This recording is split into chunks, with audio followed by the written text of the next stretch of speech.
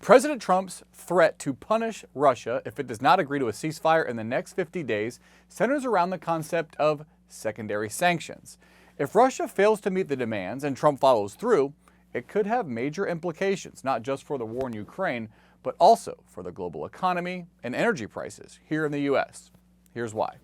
Even before Russia's 2022 invasion of Ukraine, the U.S. didn't buy much from Russia, averaging about $20 billion a year in imports over the 5 years prior.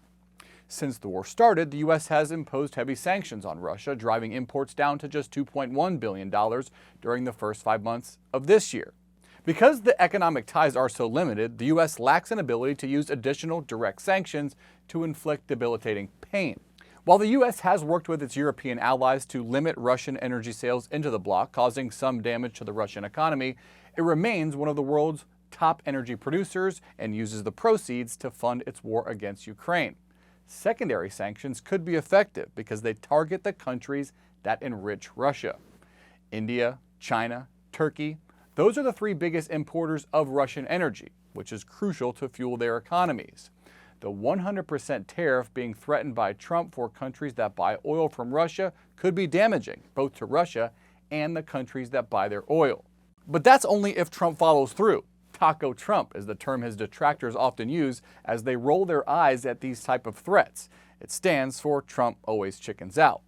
That appears to be what markets are betting on. Oil prices have remained stable since Trump issued his ultimatum. That's likely because secondary sanctions could have another effect that may give Trump pause.